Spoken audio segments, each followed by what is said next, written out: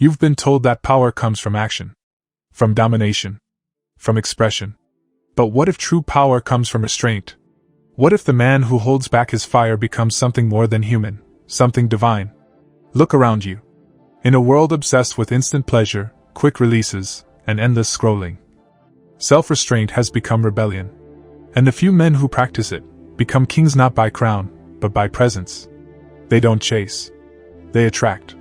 They don't speak loudly. Their silence commands attention. They don't beg for love. Love bends toward them. Because they've done something most men will never do, they've taken control of their primal force. The same energy that others waste in lust, they refine into focus, intuition, and spiritual radiance. This is not about repression, it's about transformation. Because the seed you hold is not just physical, it's spiritual electricity. And when you stop spilling it carelessly, that power rises through your mind, your heart, and your spirit. It reshapes your aura. It changes how people feel you. This is the path of the Celibate King. A man who no longer serves his desire, but commands it. A man who walks the earth as if his very presence bends reality. Because he knows one ancient truth. When you master your body, you master your destiny.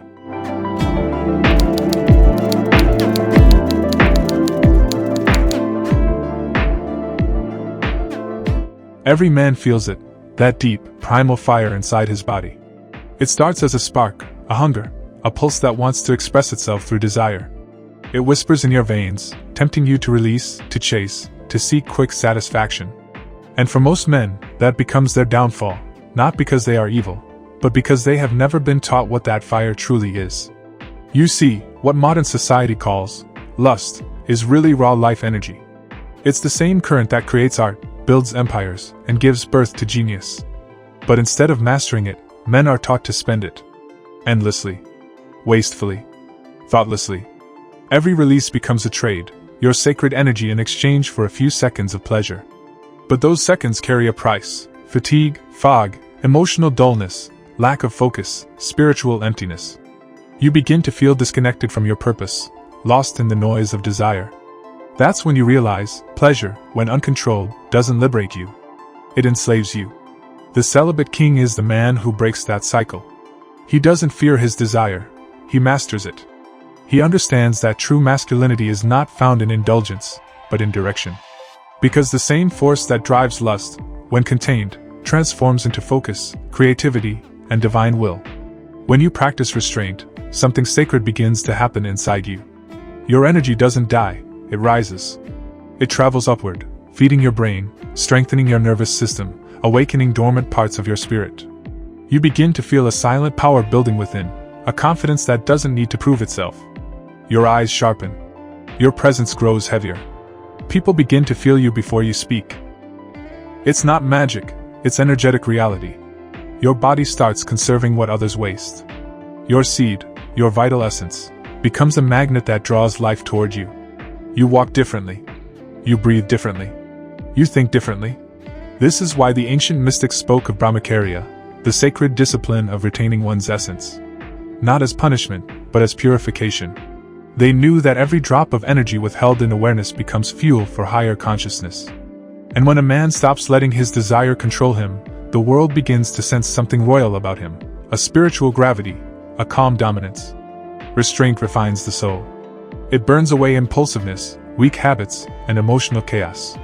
It teaches you to sit with your fire, to feel its heat without being consumed by it. That's where real strength is born. Because power isn't in the explosion, it's in the containment. The sword doesn't become sharp by striking wildly, it becomes sharp through resistance, through refinement. So when you choose to retain, you're not depriving yourself, you're arming yourself.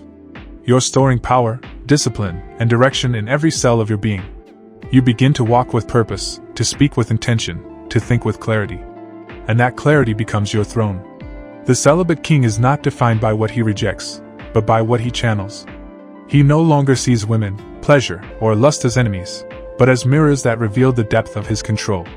He doesn't suppress his fire, he owns it. And that ownership becomes his crown.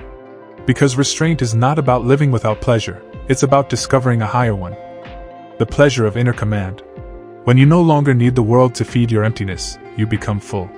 And that fullness, that silent, self-contained power, is the mark of a true king. Something begins to change when you hold your energy. Not just in your body, but in your presence. People start to look at you differently. You enter a room, and without saying a word, eyes turn. It's not arrogance. It's not looks. It's energy. The Celibate King carries an invisible charge, a quiet magnetism that radiates from within. You can't fake it. You can't imitate it. Because it doesn't come from confidence tricks or self-help quotes. It comes from stored power. Every day that you retain, your energy builds, like electricity gathering in a storm cloud. It hums under your skin. It sharpens your awareness. It amplifies your life force. And when that energy saturates your system, it naturally begins to broadcast itself outward. That's why people feel your presence before you even speak. They can't explain it, but they sense that you carry something rare, self-control. In a world addicted to release, your restraint feels mysterious, almost sacred. You glow differently. Your eyes have depth, not lust, but intensity. Your movements slow down, grounded and deliberate. You don't chase attention, yet attention finds you. This is the law of energetic polarity. When your masculine energy is fully charged, it creates a field that pulls everything around it into balance. Women feel it as attraction. Men feel it as respect. Animals, children, even strangers sense a kind of invisible strength, the silent authority of a man who governs himself. That's what makes the retainer magnetic, not ego, but equilibrium. Your aura becomes clean, unpolluted by guilt or depletion. Your energy moves upward, refining your emotions and thoughts. You become calmer, more present, more alive. And that calmness, that grounded stillness, is profoundly attractive. Because in a restless world, stillness feels like safety. And women are drawn to safety the way rivers flow toward the sea. They may not understand it logically, but energetically, they can feel when a man has contained his chaos. This is the paradox of celibacy. When you stop chasing desire, desire begins to chase you. When you stop needing validation, validation arrives uninvited. Because true magnetism isn't about trying to attract, it's about becoming whole. You no longer seek energy from the outside, because your own is overflowing. That fullness changes everything. The way you talk, the way you walk, even the tone of your voice. You speak slower, with conviction. Your gaze is steady. Your energy is calm but undeniable. It's the same energy that ancient kings carried, not just because of their crowns, but because of their command over self. Their restraint made them radiant. Their control made them charismatic. Because when you master your inner world, your outer world bends to your frequency. This is why sages, saints, and spiritual warriors were described as glowing beings. It wasn't mysticism, it was energy made visible through purity. Celibacy refines your electromagnetic field, it clears your mind and aligns your spirit. That alignment is felt by others as aura. You begin to realize that attraction isn't about looks or words, it's about vibration. And when your vibration rises through discipline, the world reacts differently to you. You stop chasing love, money, opportunity, because they start gravitating toward your energy. You've become a living magnet. But remember, magnetism without purpose leads to pride. The Celibate King understands that his growing influence isn't for domination, but for direction. He doesn't use his aura to manipulate, he uses it to inspire. He becomes a mirror through which others remember their own inner strength. That's what makes his energy holy, it uplifts, not consumes. He is no longer moved by temptation, because he has already tasted a higher pleasure. The joy of embodied power. When you retain, you begin to feel this divine current moving through you, subtle yet strong. You walk through life knowing you don't need to impress anyone. You simply exist in truth.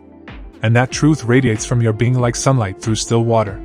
That's the aura of the Celibate King, magnetic, calm, and alive. A man who has mastered the art of holding his power until it begins to speak for him. Power without discipline is chaos. Energy without direction is fire in dry grass. It burns everything, including you. That's why the Celibate King doesn't stop at retention. He refines it. He channels it. He masters it. Because retention alone means little without purpose. If you merely hold your energy but never elevate it, that fire turns inward and burns your peace. You become restless, angry, even prideful. But when you apply discipline, when you train your body, your mind, and your will, that same fire becomes light. It transforms from lust into focus, from aggression into purpose, from chaos into divine order. This is the secret path every spiritual warrior must walk, from raw instinct to sacred consciousness. And it begins the moment you decide that your body will no longer control your destiny. The first stage of mastery is awareness. You start observing your impulses instead of obeying them. You begin to feel where lust lives inside your body, in your stomach, your chest, your mind, and you breathe into it instead of reacting. That single act, of witnessing desire without feeding it, is the first crown of kingship. The second stage is discipline. You learn to direct that energy into action. You wake early. You train your body. You meditate. You create. You build. You begin to transmute desire into productivity. Because when you move your body consciously, you circulate that energy through your system. And every act of discipline refines your inner fire. Then comes the third stage, devotion. The Celibate King is not just disciplined, he is devoted. Devoted to his higher purpose, to truth, to self-mastery, to God. He turns his sexual energy into worship, not of pleasure, but of divine alignment. Every urge becomes a reminder to return to center. Every temptation becomes a mirror showing him where he still lacks control. Through devotion, lust becomes love, love for life itself. Because at the root of every desire is a search for connection. But when you connect deeply with your own soul, that hunger dissolves into stillness. You no longer seek to take energy from the world, you give it. You become a source. Your presence nourishes others because it flows from overflow, not lack. This is where the Celibate King rises above the ordinary man. He no longer measures success by pleasure, status, or conquest. He measures it by peace. By how calm his spirit remains in the face of temptation. By how deeply he can listen to the voice within when the world grows loud. Discipline transforms you into a vessel, a sacred instrument through which higher intelligence can express itself.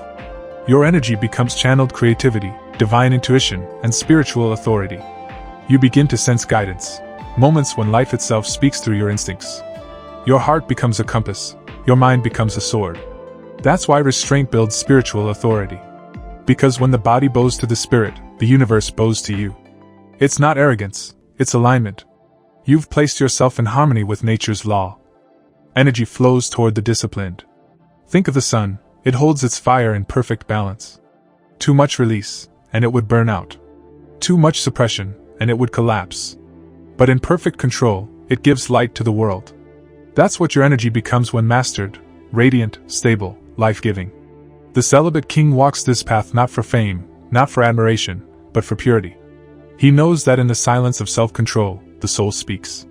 He knows that every temptation resisted refines his soul into gold. And he knows that power is not something you take, it's something you earn through discipline. Day by day, he transforms carnal energy into creative brilliance, sexual impulse into spiritual power, and loneliness into communion with the divine. He becomes both warrior and sage, fierce in his will, gentle in his heart. And that balance, that harmony, is what makes him a true king. Because kingship is not about ruling others. It's about ruling yourself, your mind, your energy, your destiny. And once you do, the universe recognizes you. Not as a servant of desire, but as a vessel of divine will. That's the final gift of discipline, not control for its own sake, but mastery that sets your spirit free. As your discipline deepens, something subtle yet extraordinary begins to unfold within you. Your energy, once chained to the lower impulses of the flesh, begins to rise. It ascends, not just metaphorically, but vibrationally. You can feel it, a quiet warmth in your spine, a still pulse behind your eyes, a new clarity in your thoughts. You are no longer living only from the body, you are living from the soul. This is the sacred ascent, the ancient alchemy spoken of in every spiritual tradition. The yogis called it Kundalini, the Christian mystics called it the fire of the Holy Spirit, the alchemists called it transmutation of lead into gold. Different words, same reality, the awakening of divine energy through restraint, purification, and awareness. The Celibate King walks this path with reverence. He understands that his body is the temple, and his seed is the sacred oil that fuels the inner flame. When he keeps it pure, that oil nourishes his higher centers, his intuition, his wisdom, his divine perception. The world begins to look different. Colors appear more vivid. Music feels alive. Silence becomes symphonic. Because your perception is no longer dulled by indulgence, it's sharpened by stillness. You start to sense things beyond logic. You walk into a room and feel the energy before words are spoken. You make decisions not from fear, but from knowing. That knowing, that divine intuition, is the voice of the higher self speaking through a purified vessel. Celibacy opens this channel. When sexual energy, the densest and most powerful force in the body, is withheld and refined, it becomes light. It activates the higher chakras, the heart, the throat, the third eye, and ultimately, the crown. Each level unfolds like a blooming flower, revealing deeper wisdom, deeper peace, and deeper presence. You begin to feel connected, not in a sentimental way, but cosmically. You sense the sacred pulse that moves through everything, the trees, the wind, the stars, the eyes of strangers. And within that awareness, you discover what every mystic ultimately learns. You were never just a man trying to control desire. You were spirit learning to remember itself through the discipline of matter. That's why celibacy is more than a lifestyle, it's initiation. The moment you choose to contain your energy, you begin walking a royal path that leads from instinct to illumination. The body, once your master, becomes your ally. Desire, once your enemy, becomes your teacher. Every urge transforms into a sacred reminder.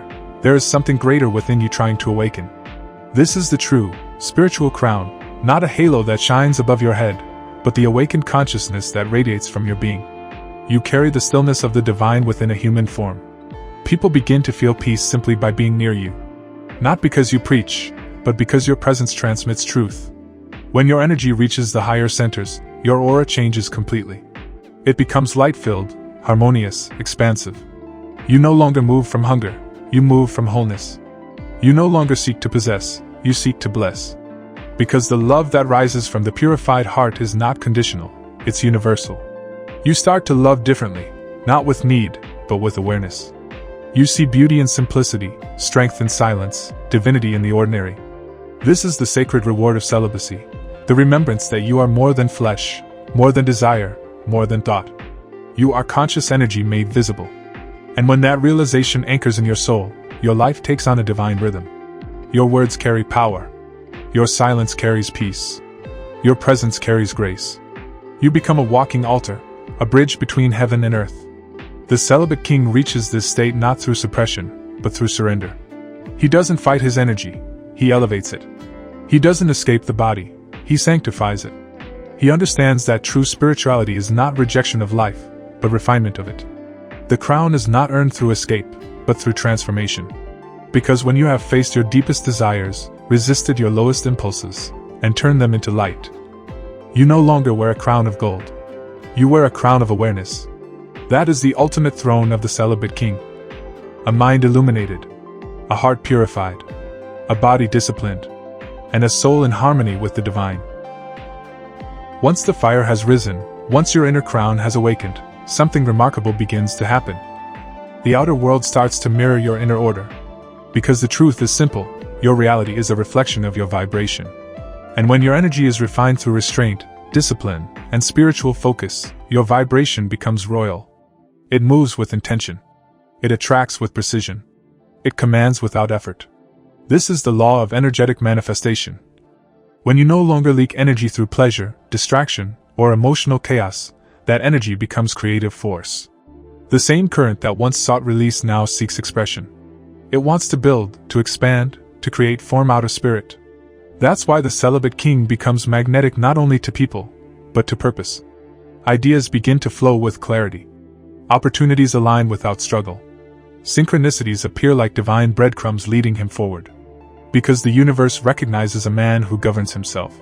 When you master your body, life begins to trust you with greater power. You start noticing how stillness sharpens your mind. Your focus becomes laser-like.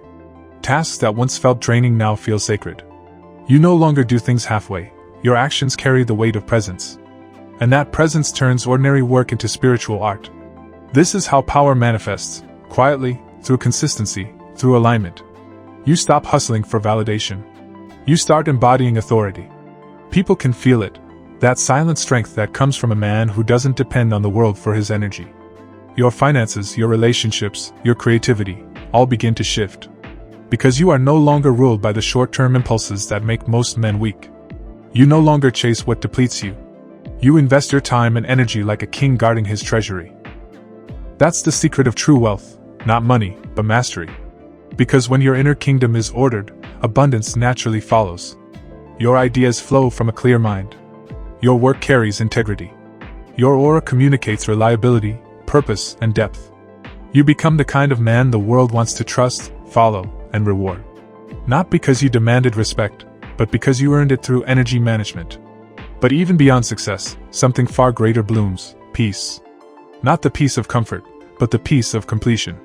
You no longer feel that constant hunger to fill yourself with stimulation, attention, or pleasure. You're full, quietly, powerfully, completely. That fullness radiates through your life. Your relationships shift from need to appreciation.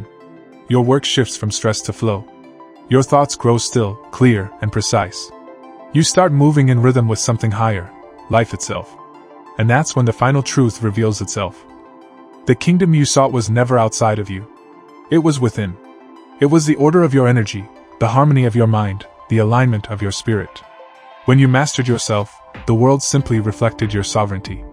The Celibate King lives not for external validation, but for internal dominion. He doesn't rule others, he rules chaos. He doesn't seek power, he becomes it. And his life becomes the testimony that restraint is not weakness, it is divine intelligence in action. Every time you hold your energy, you're sculpting your destiny. Every temptation resisted becomes a brick in your inner castle.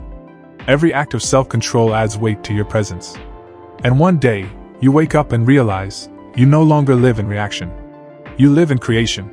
That's when the man becomes a king. Not crowned by others, but crowned by his own spirit. Because kingship is not granted, it's earned through mastery. And the greatest empire you'll ever rule is the one within your own being. A true king is not hard, he is whole. His strength does not come from denying emotion, but from integrating it. For power without compassion becomes tyranny, and discipline without love becomes emptiness. That's the lesson the Celibate King learns as he matures on his path. He has mastered his desire, but now he must master something even greater: his heart. At first, celibacy feels like separation.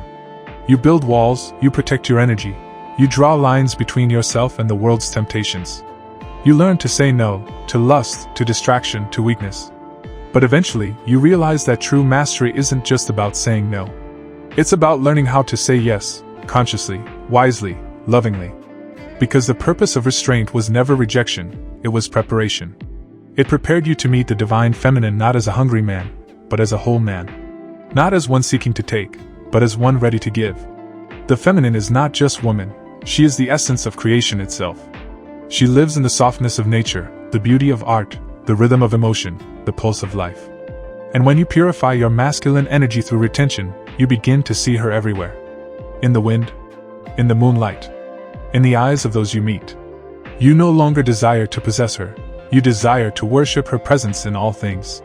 This is the sacred reunion, the inner marriage between masculine control and feminine flow, between structure and surrender, between awareness and emotion. And it is within this balance that the Celibate King discovers his true divinity. Because without the feminine, the masculine grows cold. Without softness, strength turns to stone. Without love, discipline becomes cruelty. So, he opens his heart, not to lust, but to love in its highest form. He learns to feel deeply without drowning in emotion. He learns to hold compassion without losing his boundaries. He learns that leadership is not domination, it's service guided by love. When the masculine energy becomes conscious and meets the awakened feminine within, something magical happens. Your energy, once linear and forceful, becomes radiant and circular. It flows, it heals, it creates. You start to understand why divine union was always the goal, not just between man and woman, but within your own being. Your inner king and inner queen begin to dance. Logic blends with intuition. Discipline merges with grace.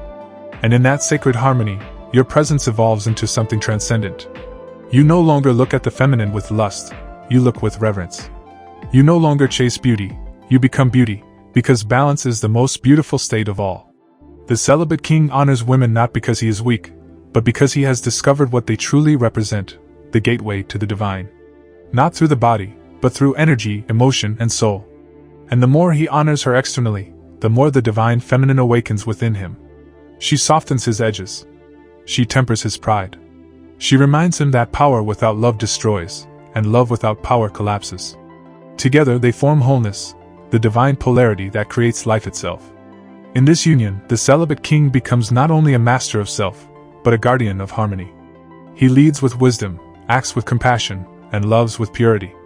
He no longer fears desire, because it has transformed, from lust into creative inspiration, from need into sacred purpose. He now understands that every form of creation, art, music, innovation, leadership, is born from the marriage of these two forces. The masculine provides the vision. The feminine provides the life force. And when united within a balanced man, creation flows effortlessly through him. This is divine kingship, where power and compassion meet. Where strength bows to love, and love strengthens the will. The celibate king, having mastered himself, now becomes a channel for something greater than himself, the eternal dance of masculine and feminine energy that sustains the universe. And in that balance, he finds peace deeper than silence.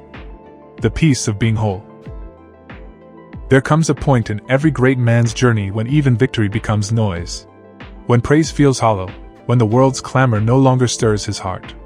It is then that he withdraws, not in weakness, but in sacred necessity. Because the deeper stages of power demand silence. For the celibate king, solitude is not loneliness. It is the throne where he communes with the infinite. It is the temple where his spirit finally hears the voice he had been chasing all along, the voice within. In the beginning, silence feels unbearable. You'll feel the urge to escape it, to reach for your phone, your pleasures, your distractions. But if you stay, if you sit in the stillness long enough, something miraculous begins to happen. The noise within starts to fade. The endless thoughts, the memories, the regrets, they dissolve like smoke before dawn. And underneath that storm, you begin to hear something ancient. Something eternal. Something that is you, but beyond you. That's when you understand why every prophet, every saint, every enlightened being sought solitude. Because God doesn't speak through chaos. He speaks through quiet.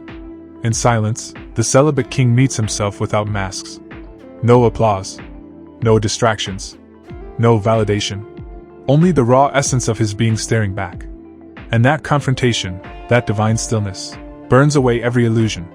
He realizes that solitude is not the absence of people, it's the presence of the soul. It's the sacred pause between breaths, where consciousness expands and awareness becomes light. In that space, he no longer thinks about God, he feels God. Not as a figure in the heavens, but as the pulse within his own heart. Every heartbeat becomes prayer. Every breath becomes meditation. Every moment becomes divine communion. When you go deep enough into solitude, you discover that silence is not empty, it's full. Full of wisdom, full of energy, full of presence. The same life force you once wasted in moments of weakness now rises within you like a golden tide. It fills your body with light, sharpens your mind like a blade, and expands your awareness until you no longer feel separate from creation. That is the secret of retention. It was never about holding back, it was about returning inward. Reclaiming the current of divine energy and letting it build, rise, and purify. And in solitude, that energy transforms from raw passion into spiritual illumination. You begin to see differently. The trees, the stars, the faces of strangers, all radiate a quiet divinity. You realize that you are not observing creation, you are creation, witnessing itself. And in that realization, every desire, every attachment, every wound dissolves into peace. The celibate king finally understands, his kingdom was never outside. It was within. The throne was not made of gold, but of awareness. The crown was not adorned with jewels, but with clarity. He no longer seeks to conquer the world. He seeks to serve it, not as a man of flesh and ego, but as a vessel of divine will. His words carry weight, not because he commands, but because they arise from stillness. His gaze holds power, not because it intimidates, but because it sees. And his silence becomes sacred, the kind of silence that heals rooms and humbles men. In solitude, he becomes nothing, and by becoming nothing, he becomes everything. He realizes that enlightenment is not an achievement, but a surrender. It is the death of noise, the end of becoming, the return to being. The celibate king now sits upon his true throne. Not made of stone or glory, but of stillness, wisdom, and divine presence. He has conquered his flesh, tamed his mind, and awakened his spirit. He is now one with the eternal silence that spoke the universe into existence. And from that silence, he understands. The journey of celibacy was never about denying life. It was about becoming life itself. There comes a moment when the celibate king no longer needs to seek miracles. Because he has become one. Everything he once chased, success, love, inspiration, clarity, begins to flow toward him as if pulled by gravity. Not because of luck, not because of effort, but because energy obeys mastery. When a man learns to contain his fire, he no longer burns himself. He illuminates the world. That is the final truth of this path. Energy, when mastered, becomes creation itself. You begin to notice how the world bends in subtle ways around your vibration. Your thoughts carry more force. Your words manifest faster. Your intuition becomes sharper, almost prophetic. And your presence, that invisible field of energy around you, begins to shift the mood of entire rooms. This isn't fantasy. It's physics. The same life force that creates children, that fuels art, that moves planets, is now directed by your will. And when you no longer spill it in moments of weakness, it becomes a tool of divine creation. You think, and things align. You visualize, and doors open. You act, and the universe responds. But this isn't about ego or magic. It's about resonance. When your mind, body, and spirit vibrate in harmony, the universe recognizes the signal and rearranges itself accordingly. You are no longer a beggar of circumstances, you are a builder of reality. That is the hidden teaching behind all spiritual kingship. You don't manifest what you want, you manifest what you are. And when you are full of sacred energy, clear intention, and divine awareness, what you are radiates power. The Celibate King doesn't chase outcomes, he embodies frequency. He doesn't pray for blessings, he becomes a blessing. He doesn't force manifestation, he allows it through alignment. Because he has mastered the highest law of energy. What is contained grows. What is scattered fades. Through retention, you've been gathering your fragments, reclaiming every drop of energy you once gave to lust, distraction, and fear. Now that energy rises through you, shaping the very fabric of your destiny. It refines your thoughts, fortifies your purpose, strengthens your words.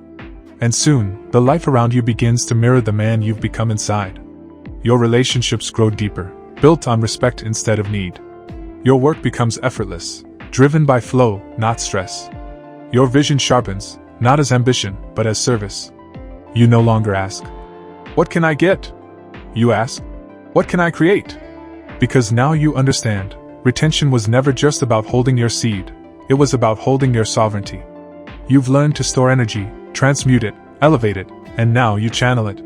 Every project, every conversation, every act of service becomes infused with sacred fire. Your touch inspires. Your gaze awakens. Your words transform. And your mere presence becomes a command for alignment. That's the moment when the Celibate King realizes his true kingdom was never made of land, wealth, or followers. It was made of vibration. A kingdom of frequency, where every thought is law and every feeling is creation. He governs through stillness. He rules through love. He manifests through clarity. And as he stands on the mountaintop of his being, no longer a seeker, but a creator, he smiles at the path that shaped him. The struggle, the silence, the self-restraint. Every temptation resisted was not a loss, it was an offering. Every night of loneliness was not a curse, it was initiation. Through restraint, he became powerful. Through solitude, he became wise. Through silence, he became divine. Now he understands. The Celibate King is not a man who renounces life, he is a man who recreates it from within. Because when you master your energy, you master creation. When you master creation, you master destiny. And when you master destiny, you finally remember who you are. A fragment of God. A vessel of power. A king crowned by spirit. So this is where the journey ends and begins again. You've walked through desire, discipline, silence, and divinity. You've seen how restraint doesn't weaken a man, it purifies him. You've learned that to command the world, you must first command yourself. Because the greatest throne is not made of gold or power. It is the calm mind, the disciplined body, and the awakened soul. The Celibate King is not a myth. He is you. The version of yourself that rises when the noise fades, when the lower desires die, and when the spirit begins to see through the eyes of eternity. And if this message found you, it's not by accident. It means your initiation has begun. The universe has chosen you to remember your fire, to reclaim your energy, to walk the lonely path of inner royalty. So hold your crown, guard your seed, and walk with presence. For every step you take in discipline, you leave a footprint in eternity. If this message spoke to your soul, like, share, and let it spread to those who are ready to awaken. Comment: I am the Celibate King. Below, not for attention but as a vow. A vow to rule your energy, to protect your purpose, and to live as a vessel of divine authority. Because in the end, the world doesn't need more followers. It needs more kings. And the true king rules not over others, but over himself.